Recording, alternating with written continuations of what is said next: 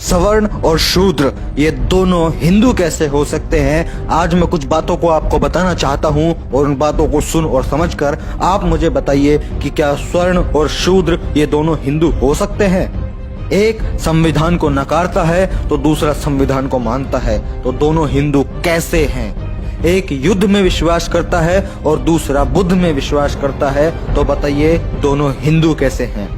एक फॉरवर्ड है तो दूसरा बैकवर्ड है, तो बताइए दोनों हिंदू कैसे हैं। एक खाता है और दूसरा दाता है, तो बताइए दोनों हिंदू कैसे हैं। एक लूटता है और दूसरा लुटाता है, तो बताइए दोनों हिंदू कैसे हैं। एक कमाता है और दूसरा गंवाता है, तो बताइए दोनों हिंदू कैसे हैं। एक का पोषण होता है और दूसरे का शोषण होता है, तो बताइए दोनों हिंदू कैसे हैं।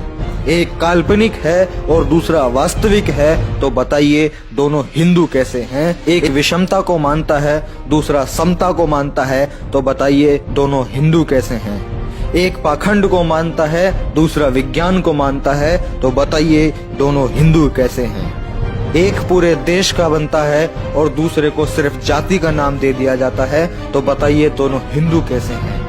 एक मंदिर पवित्र करता है और दूसरे से मंदिर अपवित्र हो जाता है, तो बताइए दोनों हिंदू कैसे हैं। एक पूजने योग्य है और दूसरा पीटने योग्य है, तो बताइए मेरे भाई दोनों हिंदू कैसे हैं।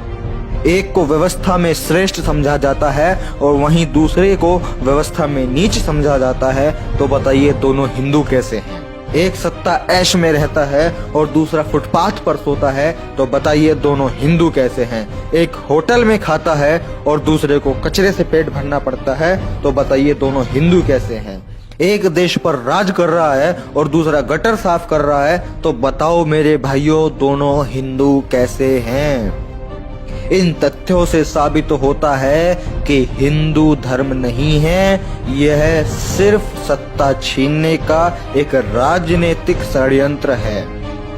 क्या आपने कभी सोचा है कि हिंदू धर्म के अंदर वर्ण है, वर्णों में फिर हम शूद्र हैं, फिर शूद्र के अंदर बहुत सारी जातियां हैं, फिर जातियों के अंदर भी क्रमिक ऊंच नीच है और ब्राह्मणों के आगे सभी लोग नीच हैं। अब आप ही मुझे बताइए, अब गर्व से कैसे कहें कि हम हिंदू हैं। मेरा इस वीडियो को बनाने का उद्देश्य बाबा साहब की उस विचारधारा को फैलाने का था कि गुलामी को गुलामी का एहसास करा दो, गुलाम अपनी बेड़ियां खुद तोड़कर फेंक देगा।